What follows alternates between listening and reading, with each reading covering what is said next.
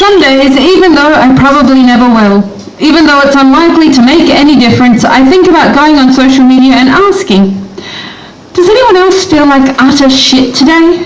Yeah. I'm afraid to do anything in case I somehow make it worse.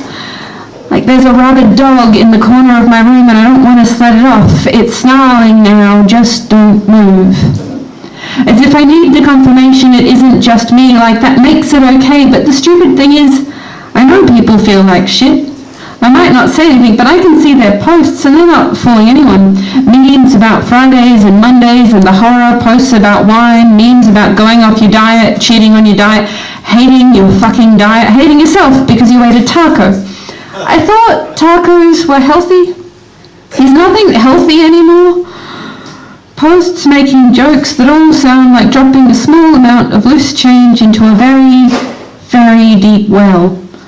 This is how we are spending ourselves. Like everything I read online is a hindbrain screaming, I hate this, but I'm doing it anyway, wee! We all know we're being manipulated, but play along like it's a game of peekaboo or got your nose, and we're actually looking forward to the bit where someone in authority screams, fooled you, and everything is okay again. Maybe it is just me, and my perspective is becoming skewed, but I'm beginning to think we're all deeply unsatisfied, not just because we are told to be, blink and you'll miss the news that's buried in your feed, but because we are told the world is entirely out of our control. People will kill people and people will hate. The world is going to go up in flames and then get covered in ice. Everything is going extinct, and there are people out there who still think the planet's flat and vaccines are deadly. And we're all becoming more cynical every day. Misogyny and racism and every flavour of hate and rage are creeping out from under beds and taking to the streets, and somehow they've got weapons. And there's a rabid dog snarling in the corner of every room, and someone decided to let them do the talking for us. Don't move, and it might not see you as a threat. And it's all completely out of our control, so focus on yourself, on what you can control. Buy a new bra that hides how fat you are or how flat you are. Buy this new shaver and try this new diet. How about this video game to distract you from how fucking hungry you are? You grow food and sell it in a supermarket. We built a fictional world for you to get your sense of purpose and relief here. Spend real world money to make progress and then feel guilty because you haven't gotten any exercise and you've spent more than you budgeted for. Ignore the way your guilt now acts as a leash. Say something glib. Pause for irony. It's all displacement activity and diversionary loose change falling to the bottom of a very deep well, and we are spending ourselves on the belief that this is all the control we have and it is meaningless. And this pattern of spend for temporary relief becomes addictive and we can't just stop. Fingers scrabbling at the bottoms of our pockets, one last bit of change, and we wear a hole right through. And I know this applies to me, and I think it might apply to you. And I know this is a lockstep, and it's so hard to move any other way. It's becoming compulsive now. The well is always empty. I'm just listening for the clink. My fingers are scrabbling for loose change, and I wake up and I feel like utter shit. And I wonder, is it just me? And I know it isn't. And there must be a better way to spend ourselves.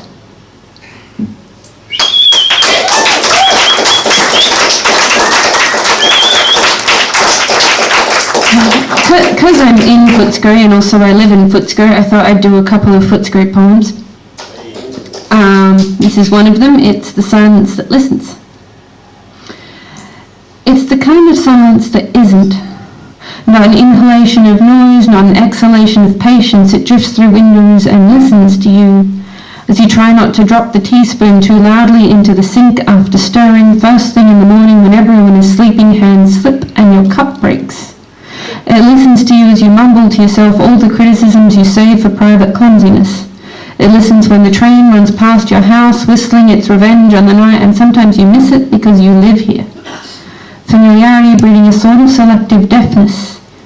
It is listening to fingers tapping keys, footsteps limping in the street, birds rustling and proclaiming their territory in the trees, eaves, bushes and power lines, like a procession of feathered sounds circling the silence for punctuation.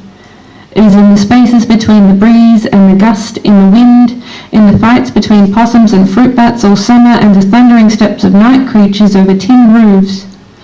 The squeal of brakes, the wheels of bins on Thursday nights and Friday mornings, and the birds, They know your bad taste in music better than you do, can impersonate any note you care to hum and are quite possibly mocking you. The silence isn't waiting.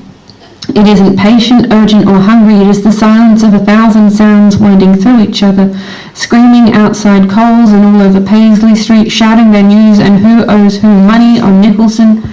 The hissing of the mist rocks and coffee steamers, the slow whine and grind of freight trains snaking through Footscray Station, and the machinery of the container port bouncing off the river in the dark. When the hum of the west drops into a light sleep and sometimes screams from nightmares. Sometimes snores with a sound like a buzzsaw filling in potholes or cleaning the streets or welding something to something on the tracks winding through here, spreading out, dissipating in the night air and condensing in the morning, one big spreading pool of sound. It is the only silence you get here. Never an absence of noise, but the acclimatization and incorporation until it is part of you, and you another flowing current in the pool as it spreads to become ocean. Unaware and unthinking, we are a drop in it. This silence that listens, this silence that isn't.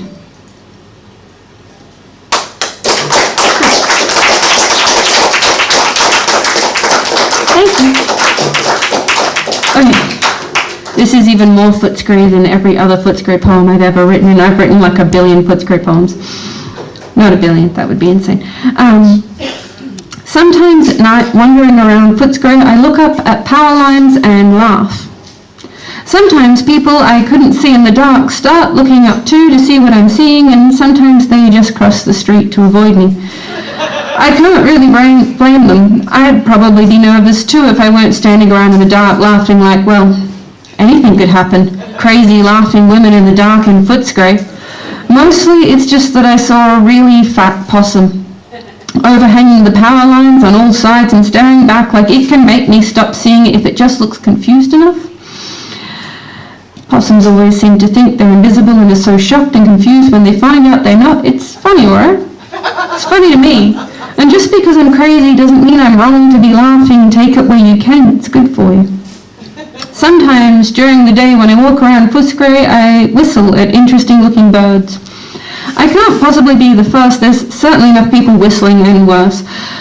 At least the birds I whistle at might return it, and bird is not just a really stupid word describing women.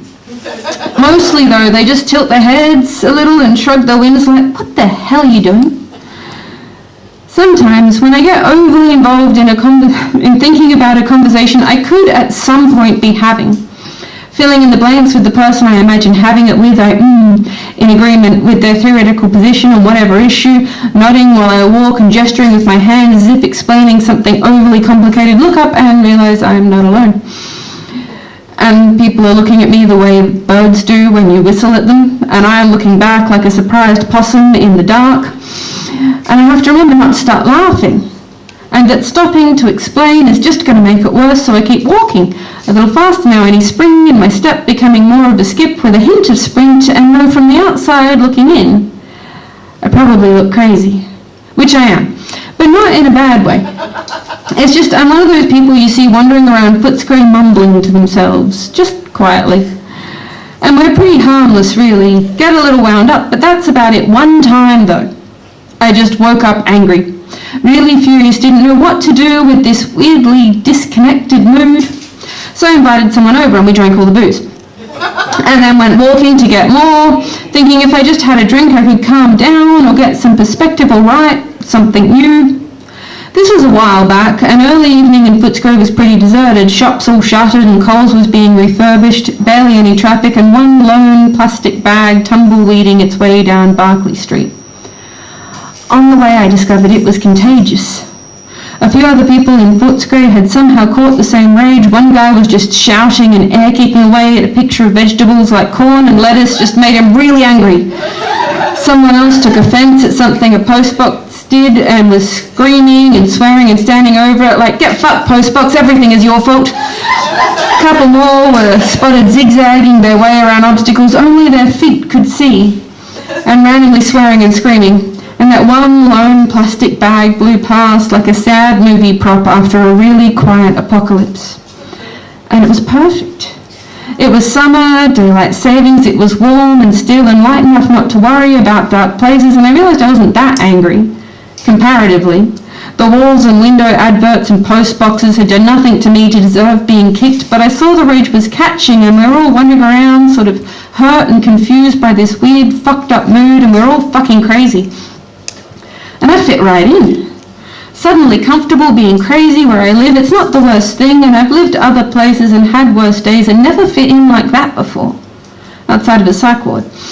Which is the sort of fitting in I generally avoid, have done for years now. It's gotten to be, or always has been, like you can't take your crazy anywhere these days without having to take it home again before somebody tells on you for being really just a bit too unusual. But not here. Not always, anyway. Sometimes people cross the street, it's true, even if you weren't doing anything to hurt anyone, and sometimes they look too. Sometimes when you laugh in the street after dark and somebody sees you, they start laughing too, and everything is all good. Because possums are funny, and it's 1 a.m. And really, what's the worst it could possibly do?